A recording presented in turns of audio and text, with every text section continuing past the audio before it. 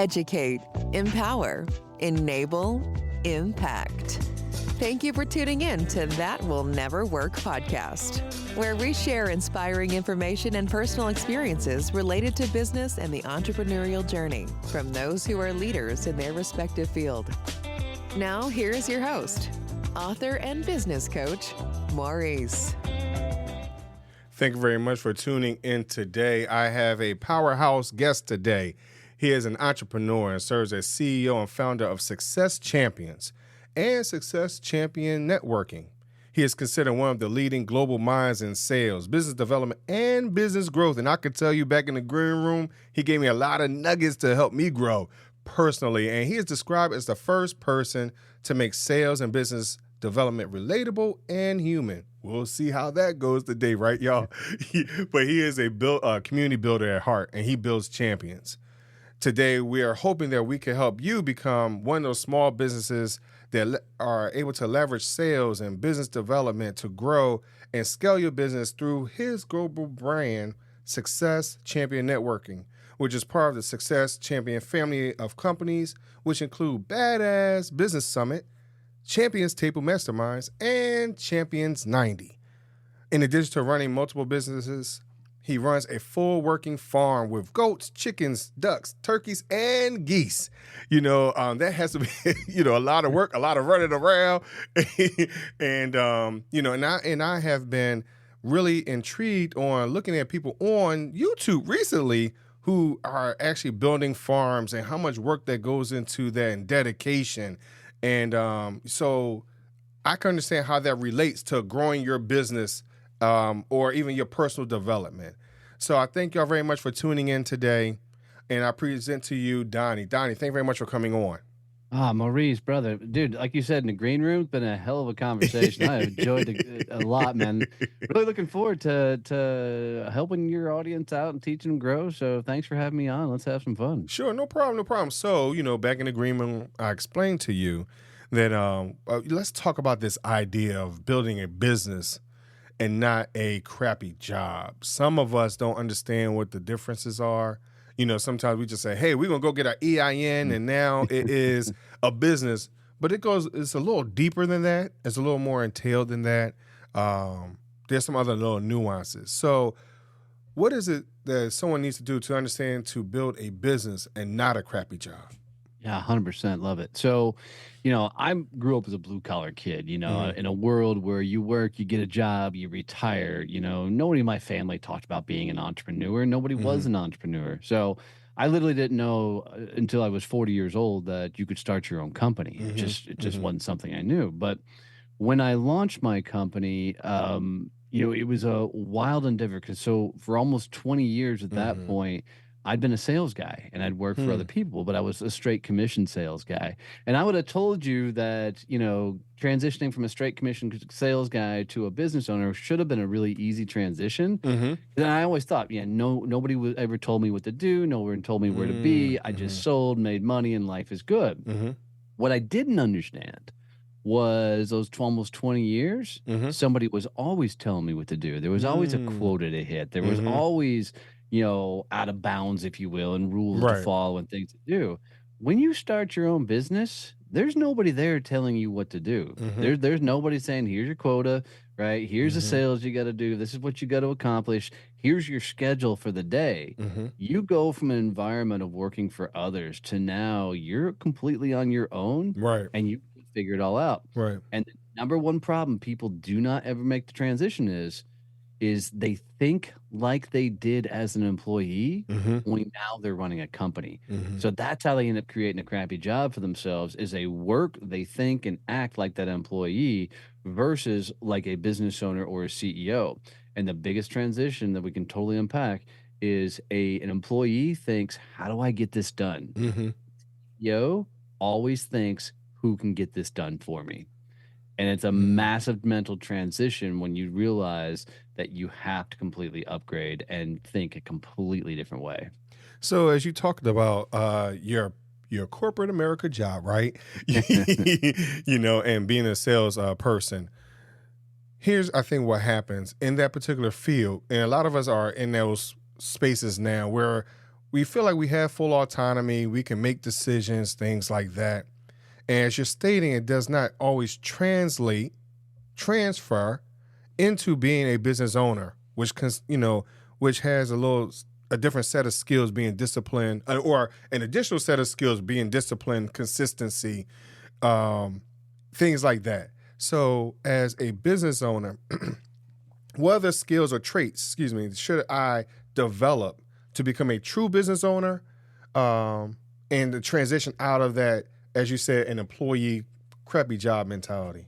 Yeah. So absolutely. The biggest one is, depends on your background and where you come from. Mm-hmm. Most people weren't in sales before they launched their business. You know, Mm-hmm. they were engineers, they were accountants, they were operational, and now they're out launching their business. Well, the first thing you've got to learn is, how do you actually sell your services? Mm-hmm. And there's a way to sell it as a salesperson, there's a way to sell it as a business owner, and they're two different ways.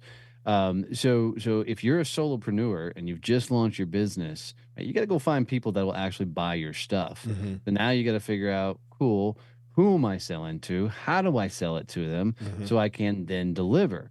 I think a lot of people have the field of dreams of, well, I just put up my website, I put up my company name, I get my EIN, and everybody's going to show up and do business with me, right? It just doesn't work that way. So you've got to decide what kind of salesperson you're going to be. Are you going to be a straight, cold, type salesperson where it's cold outreach, where you're cold calling, door knocking? Are you going to be a social guy where it's doing a ton of social content, putting out information, connecting and finding people that way? Or are you going to be the networker that is going to go to events and happy hours and whatnot and be able to drum up business that way? I think you have to be all three, but you got to figure out what the rhythm is that you need to be doing to be able to bring business in. So first thing you got to do, you got to become a salesperson. Second thing you got to do is you got to become an operational person, right? 'Cause now you've sold it. Now you got to deliver on it, right? I don't think a deal is fully closed until somebody will give you a referral because they're so glad of the work you delivered for them, right? Whatever it is you're selling, right? So now you got to become operational. Then you got to become accounting. Right? Now you got to bill it. You got to get paid. Right. You got to take care of all the taxes and everything else. And then the final portion of it all is you got to be a personal brand builder, right? You got to get your name out there in front of people so people start talking about you. So that's kind of the path I went down. People might tell you to go personal brand first, but I focused more on how do I get the revenue coming in? How do I get that system going? So then I can build off of there. So again, we're going to go back to your corporate America job. As you stated, you have been in that space for 20 years. So one thing I want everybody to understand, look, it's never too late. You can always get it done, right? Oh, 100%. So in that, because you stated that you were working for someone else, and we're going to start with the last thing you said, which was brand. Sometimes we don't understand how people look at us or view us because we've been working for someone else. We don't understand our reputation and things like that to the people that's on the outside. So how will we develop that part if we don't understand it because we've been masked under someone else? Yeah, 100%. So for me, personal brand is what everybody says when you're not in the room, right? So it's literally how everybody's talking about you. Right. So what you have to think about is when we're building a business, and first and foremost, when you make that transition from employee to business owner, get ready, because there's no other tool on the planet to meet the dude in the mirror than building a business, because you're going to find out what the hell you're made of really, really, really quick. So, but to build that personal brand, I mean, you have got to figure out, what do I need others saying about me when I'm not around? What stories do I need them to tell? And once you can put a definition to that, and whatever your business is, like if you're a business coach or consultant, right? How do you need them talking about you? Do they want to say he's the greatest business consultant on the planet? Or do they want to say, this guy is really good at doing X with companies, right? We got to figure out what that end game is. Like, so we run B2B networking groups all throughout North America. The biggest thing that I want people to, understand and say about me is this guy will break down sales and business development like nobody else on the planet. And so for me to get people to say those type of things, then I've got to constantly put out content, information. I've got to be on stages. I got to be on podcasts talking specifically about these things. Right. So you have to find what's that story, and then what are the vehicles that you're going to use to be able to get people to tell those stories about you. So in that, as you stated, we need to be great salespersons, Yep. be able to tell the story. But how can we treat it in the sense that, as you stated in your bio, as I stated in your bio, of humanizing it, and not being quote unquote spammy with our sales pitch, right? Absolutely. So how can we sell to someone and not come off like that to an individual? So, a couple of things. Take Mm. the idea of closing a sale and just throw it in the trash. Mhm. If you try and close a sale in this day and age, you're just going to get your teeth kicked in. Mhm. We have to understand that sales is just a conversation. It's a conversation with two people that happens to have an outcome. And what we're not used to in sales is getting the outcomes. Like we're used to, because with our friends, we don't need to get any sort of closure, right? We can Mhm. say, hey, Mhm. I'll see you in a couple weeks and you're good. There's nothing there. It's your friend. You can pick up the phone and call them anytime. Right. When you're in business, you have to get to some sort of closure, not closing. And the difference being, closing is a hard sale. Hey, you got to buy from me today because the price goes up on Monday type crap. Closure is getting a yes and no or a next step. Mhm. And when you think about that regard, and you got to be okay with all three answers. So Mhm. so it's being able to look at somebody and saying, hey, we've kind of laid out everything that we could possibly do for you. Where do we go from here? Mhm. And if they say, you know what, this is not really what we're looking for, cool, thank you, move on. If they say, this is something we want to move forward with, cool, move forward with Mhm. it.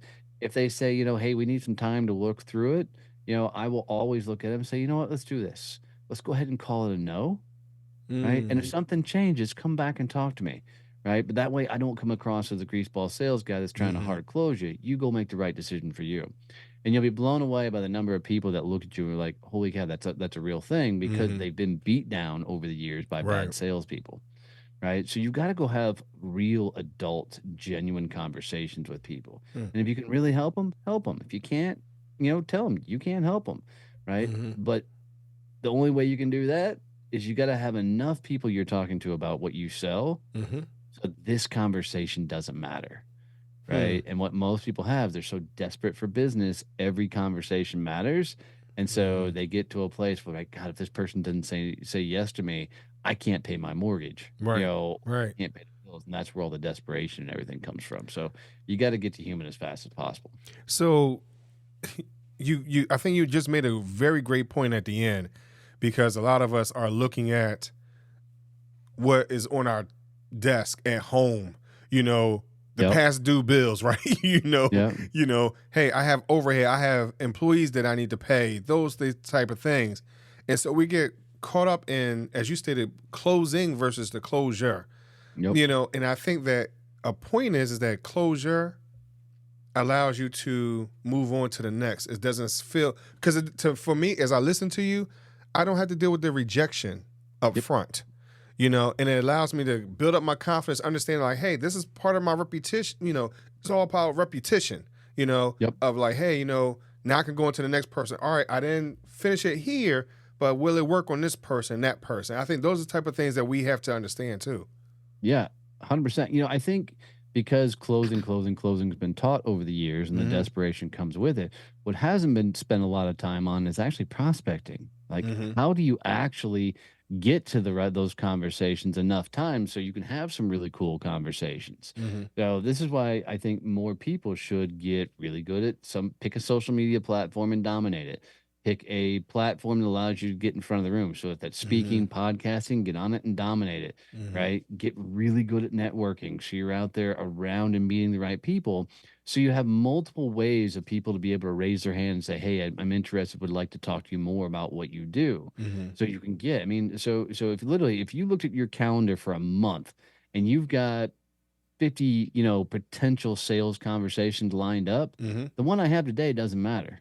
Right, If you look at your right. calendar and you got one lined up for the month, now this one matters. Right, Right. right. Right. So we got to spend more time getting into more repetition, more conversations, Mhm. so we don't come across as that desperate Yahoo trying to, sell everything or anything to everybody. So one of the things that we discussed in the green room, which was being fearful, being scared, those type of things. And when it comes to selling, a lot of us are in that space. We're not sure of ourselves. It scares us to death, 100%. that type of thing. So how do we get over that hump? So I'm gonna give everybody an example, right? So most of I have not been doing video, right? Donnie was like, Maurice, get over it. So a lot of us are in that space, and I understand what I need to do to get to the next level. So how would you encourage someone in sales, understand like, hey, you know what? This is a part of something that I need to do in order for me to get to whatever my projected goal is, and or going through my projected journey to get to my goal. How would you suggest? Love it. For me, if you would have asked me probably 2-3 years ago, I would have tell you to just suck it up and go sell, right? And that would have been Donnie 2 or 3 years ago. Donnie now, one of the things that I understand Mhm. is I wasn't good at sales, so I Mhm. got really good at networking, right? Mhm. Right. Mhm. So I had to find things that I could get good at that made the process feel good and right for me. Mhm. Right. And I think the problem is anytime we get into something that's new, it makes us feel awkward. And we were raised in a Mhm. world where awkward meant ridicule, right? Yes. Like if you didn't fit in, Yes. man, you were the kid picked on, you were the last one Yes. picked for, right? So we spent so much time trying to fit in that we didn't figure out how do we actually put ourselves out there in any Mhm. regards. Mhm. So one of it's having empathy on how we were raised, how we were brought up, and understanding, where we came from. I mean, Mhm. I didn't come from the rich side of the railroad tracks by any stretch of the imagination, right? Mhm. So I mean, I had to freaking fight my entire life just trying to figure Mhm. out how do I put myself out there? How do I show up? So once we understand that it's just kind of ingrained in us, now we need to think about, cool, what are some of the things in my life that were hard at first Mhm. that are now a lot more easy for me to do? Mhm. And then it's understanding if I can do it in that realm, maybe I can do it in this realm. Mhm. Like I had a guy, tell me, extremely introverted guy, was not wanting to do the sales side of things, but his mortgage was getting past due and everything. And Mhm. he finally said, you know what? I'm just going to make 200 dials a day. I don't care if somebody answers the phone or not. 200 dials. That's just what I'm going to do. And I'm not saying anybody has to do this. I'm just saying what this guy did. Right. Right. Because I figured if I just made 200 dials, no matter if they answer, don't answer, 200 dials, then I'll figure this out. Mhm. Within about 3 years, he became the number one sales rep in the company. And Mhm. he didn't do anything other than set a repetition for him that he could do regularly. And the calls didn't necessarily get easier. The calls didn't Mhm. get harder. They just were. And he did Mhm. enough volume of them on a regular basis that he started winning. So I think for a lot of people, it's not so much about getting over the fear. It's Mhm. about doing the activities so you can evolve as you go through the fear, right? So you can get to the backside. But everybody thinks, how do I conquer this fear? Mhm. It's not about conquering the fear. It's about your evolution as you go through the fear. I mean, to this day, I can stand in front of a room and teach live cold calling where you could Mhm. hear both. Like you can go to YouTube right now and say Donnie cold calling, and you'll see me doing live cold calls, right? Mhm. That's a real thing. To this day, I hate cold calling, Mhm. right? I don't want to sit there and dial, Mhm. right? I'm uncomfortable. It makes me feel uncomfortable, right? I don't want to be a hardcore sales guy. And when I Mhm. think of sales, I get nervous, Mhm. but I've done it enough times. I've learned to get comfortable with that awkward feeling Mhm. and lean into that, and that's helped. Doesn't mean I still don't get nervous, right? That's still going to be a thing. It's not as awkward as it used to be. So you mentioned the cold call. Mhm. Some of us are just not comfortable with that, like you stated. Nobody is. Anybody who tells you they are, they're lying.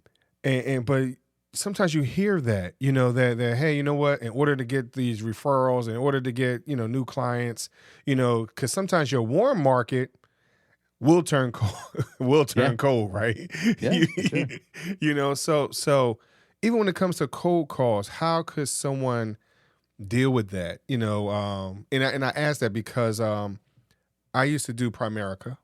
right? And so in that, I understand what sales is. I understand, and trying to work the warm market. But then, like I said, my warm market turned cold. So now I have to start speaking to people. And when I say cold calls, not necessarily picking up the phone, it might be just talking to someone in the street. And a lot of times we're not, especially with after the pandemic, people are not as personable as they used to be either. So how could someone get over that hump or those challenges to get to where they would like to get to? All right. I'm going to say this with all the love in the world, and I'm not coming at you. Mm-hmm. Most people can't do anything cold or talk about their business to others because they don't actually care about what they're selling. Mm-hmm. Right. So what happens to most people is, and I'm just as guilty. We took jobs because the job was offered, not because we were like, oh my God, this would be the coolest thing ever to freaking do. I can't wait to do this. Right. Now, once we get the job, we make up all these stories about how this is the coolest job ever. I've been wanting to do this my entire life, right? Because now, you've got to sell, right? Now you've got to, earn a living. Right. So the truth of the matter is, if you don't care about what you sell, if you're like not totally passionate about you, if you don't really feel like you're serving people, if you don't feel like you're really opening doors, and if somebody's listening to this and they want to challenge this thought process, I'd happy to have that conversation with them because, the truth be told, if you had the cure for cancer, you would freaking tell everybody about it, right? And that's the way your business has to be. Like, I love telling people about our B2B networking groups.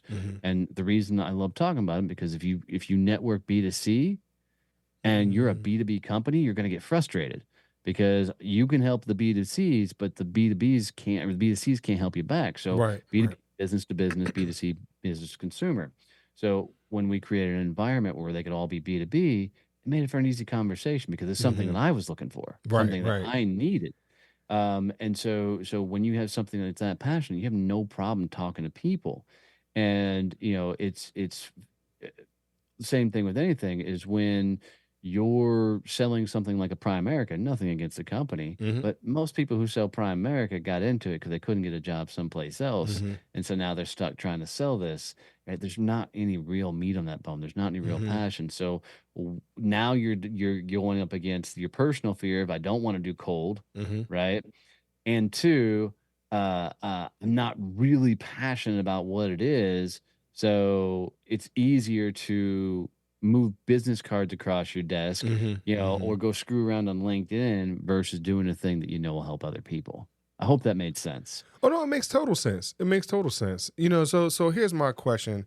And Donnie, I thank you very much for coming on the show today. Where can someone reach out to you for you to help them or coach them through this process of getting out of their own way, finding ways to close more sales and to scale their business? Where can they reach out to you for that? Absolutely. I appreciate that, Maurice. So guys, if you hung out with us this long and you've got any value out of this, do Maurice a favor. Take a screenshot wherever you're listening to this and take that screenshot, put it on social media, tag Maurice, tag me in it, and say you would listen to this show, whether it's this episode or any of his other episodes. Having my own podcast, I can tell you the hardest thing in the world to do is to grow an audience. So if you'll do that, it means absolute world Most to him. Just take a screenshot and post it out there for him. If you want to learn more about our world, if you're in the business to business game, check out successchampionnetworking.com. Go visit a chapter. If you want more information from me, go to LinkedIn, find Donnie Bolvin on LinkedIn. Literally in my profile is a link where you can schedule a meeting, get on my calendar to do a Zoom with me. I just put it out there because I want to help as many people as possible. So successchampionnetworking.com if you're B2B, and if you're wanting to connect with me personally, LinkedIn, get on my calendar. Donnie, man, I appreciate it, man. Of course, before I let you go, I got to ask you my world famous question, my would you rather question. The question is, would you rather choose 3 doors or a fork in the road? Give me the fork. And why the fork? Because I'm going to go with the one that's harder to get through, because trying to create trying to take the easy route creates a really hard life. Every time I've tried to make it easy, every time I've tried to do a shortcut, every time I've tried to do a hack or something to make it easier, all it's done is made my life 10 times harder. So give me the fork in the road, less decisions. I'm going to go with the harder trail. Nice. So I'm going to give you a plug on that real quick. That is your growth mode mentality. So, 100%. so thank you, 100%. Donnie, for coming on today, man. Absolutely, brother. My pleasure. Thanks for having me on. No problem. And thanks for listening to That Will Never Work podcast. Thanks for listening. Find us on social media at Chisholm Group LLC and check back weekly for new episodes. Until next time, that will never work, or will it?